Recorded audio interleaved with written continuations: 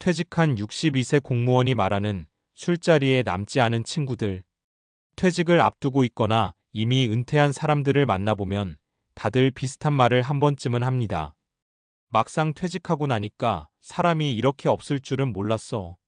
현직에 있을 때는 늘 일정이 빽빽했습니다. 회의가 있고 민원이 있고 회식이 있고 누군가 불러주니 나갈 수밖에 없었죠. 술자리는 자연스럽게 이어졌고 거기엔 늘 비슷한 얼굴들이 있었습니다. 그때는 그 사람들이 내 사람이라고 생각했습니다. 하지만 퇴직 후 시간이 지나고 나서야 알게 됩니다. 그 관계들 중 상당수는 직함이 만들어준 관계였다는 걸요. 62세에 퇴직한 한 공무로서 지금 돌아보면 가장 크게 체감되는 변화는 소득도 아니고 건강도 아닙니다. 바로 사람의 밀도입니다. 젊을 때는 사람을 고를 여유가 없었고, 중년에는 사람을 돌아볼 틈이 없었고, 은퇴 후에는 사람을 다시 배워야 했습니다. 이 글은 그런 경험을 통해 느낀 은퇴 이후의 인간관계, 그리고 은퇴 준비가 돈 말고도 왜 중요한지에 대한 이야기입니다. 술자리에 남지 않은 친구들. 현직에 있을 때의 술자리는 대부분 선택이 아니었습니다. 상사가 부르면 가야 했고, 동료가 힘들다 하면 자리를 지켰고, 조직 분위기라는 이름 아래 모였습니다. 그 안에서 친해졌다고 믿었던 사람들, 속마음까지 나눴다고 생각했던 사람들도 많았습니다. 그런데 퇴직을 하고 나니 신기하게도 전화가 줄어듭니다. 처음엔 다들 바쁘겠거니 합니다. 몇 달은 이해할 수 있습니다. 하지만 1년, 2년이 지나도 연락이 없는 경우가 대부분입니다. 그제야 알게 됩니다. 그 관계는 사람 대 사람이 아니라 역할 대 역할이었다는 걸요. 은퇴 이후의 삶은 그동안 가려져 있던 관계의 진짜 모습을 그대로 드러냅니다. 그리고 이 시기에 가장 많이 후회하는 게 하나 있습니다. 정작 나 자신을 위한 관계는 준비해두지 못했다는 후회입니다. 은퇴 준비는 돈보다 먼저 관계다. 은퇴 준비라고 하면 대부분 연금, 저축, 부동산을 떠올립니다. 물론 중요합니다. 하지만 실제 은퇴 후 삶의 만족도를 좌우하는 건 누구와 시간을 보내느냐, 그리고 어디에 소속되어 있느냐입니다. 직장을 나오는 순간 우리는 사회적 정체성의 절반을 잃습니다. 명함이 사라지고 불러주는 사람이 없어집니다. 이때 관계가 준비되지 않은 사람은 하루가 길고 일주일이 막막해집니다. 반대로 돈이 많지 않아도 관계가 살아있는 사람은 은퇴 후 삶이 비교적 안정적입니다. 제가 만난 은퇴자들 사이에서 공통적으로 나오는 말이 있습니다. 은퇴는 자유가 아니라 선택의 책임이더라. 사례 1. 술자리 중심 인간관계에 머물렀던 동기. 같이 퇴직한 동기 중 한 명은 현직 시절 정말 얼굴이 넓었습니다. 회식도 주도했고 술도 잘 마셨고 늘 자리에 사람이 많았습니다. 퇴직 후에도 처음엔 연락이 많았습니다. 하지만 시간이 지나면서 점점 혼자 있는 시간이 늘어났습니다. 이유는 단순했습니다. 술자리는 있었지만 술 말고는 공유할 게 없었던 관계였던 겁니다. 건강 문제로 술을 줄이자 만날 이유도 줄어들었습니다. 본인은 사람이 변했다고 말했지만 사실 변한 건 상황이었죠. 지금 그 친구는 뒤늦게 동호회를 찾고 지역문화센터를 기웃거립니다.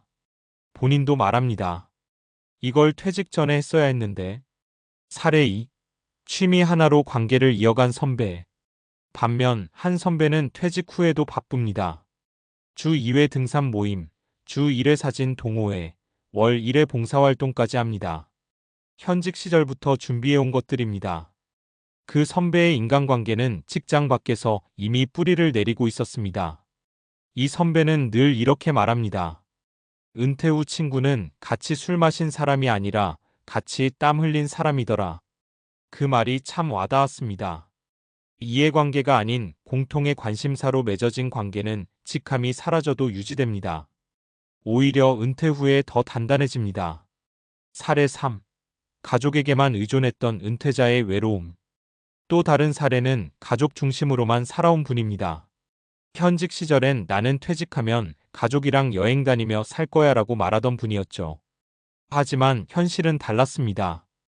배우자는 이미 자기 생활이 있었고 자녀들은 각자의 가정으로 바빴습니다. 이분은 말합니다. 가족은 고맙지만 하루를 다 채워주진 않더라. 은퇴 후 삶에는 가족 외의 세계가 반드시 필요합니다. 이걸 준비하지 않으면 외로움은 생각보다 빠르게 찾아옵니다. 은퇴 후 삶은 갑자기 시작되지 않는다. 은퇴는 어느 날 갑자기 시작되는 게 아닙니다. 사실은 현직에 있을 때부터 이미 시작됩니다. 퇴근 후 무엇을 하는지, 주말에 누구를 만나는지, 직장 밖에서 나를 부르는 이름이 있는지가 은퇴 이후 삶의 질을 결정합니다. 술자리에 남지 않은 친구들을 떠올리며 씁쓸해질 필요는 없습니다.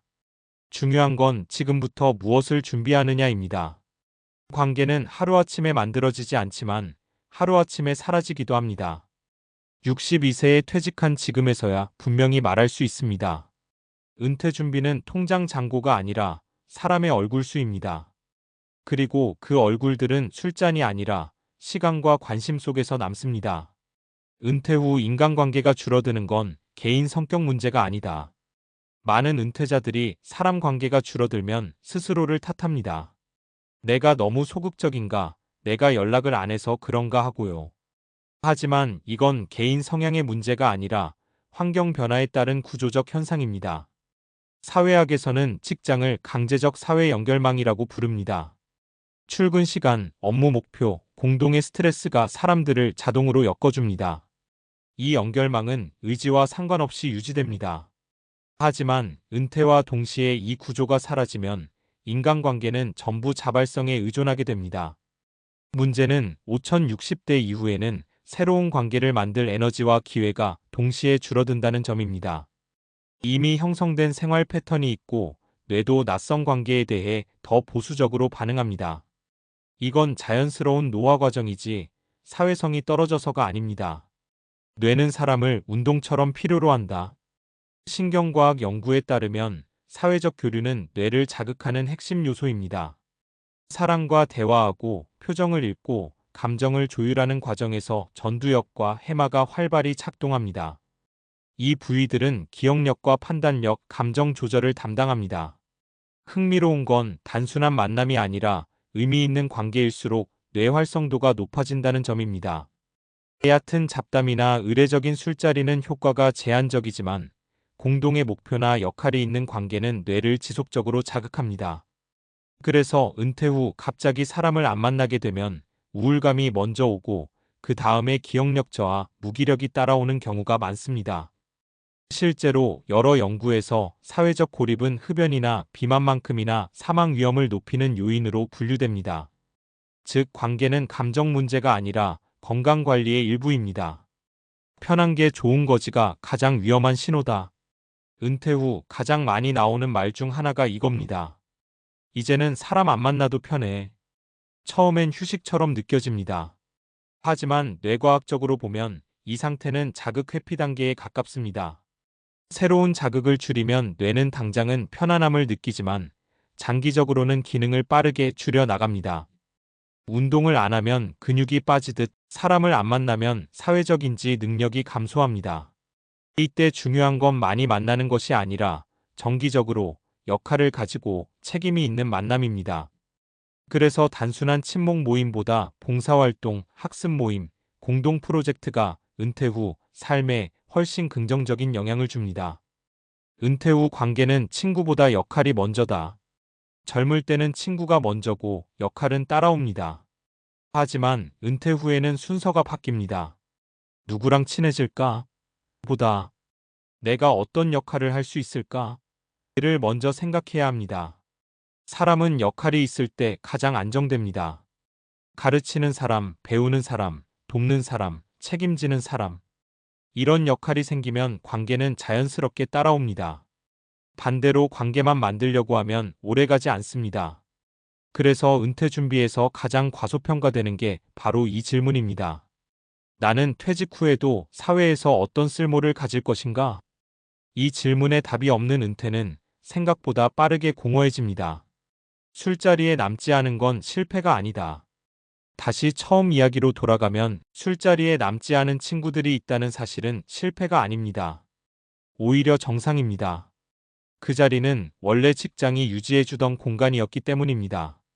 중요한 건 그 자리를 대신할 새로운 구조를 준비했는가입니다. 관계는 감정으로 유지되지 않고 구조로 유지됩니다. 은퇴는 관계가 사라지는 시기가 아니라 관계의 종류가 바뀌는 시기입니다. 이 변화를 이해하고 준비한 사람은 은퇴 후 삶이 길어지고 그렇지 못한 사람은 하루가 지나치게 조용해집니다. 그래서 지금 은퇴를 앞두고 있다면 또는 막 은퇴했다면 이렇게 생각해도 좋겠습니다. 누가 나를 부르느냐보다 내가 어디에 정기적으로 참여하고 있느냐를요. 그게 은퇴 이후 삶을 지탱해주는 가장 현실적인 기반이 됩니다.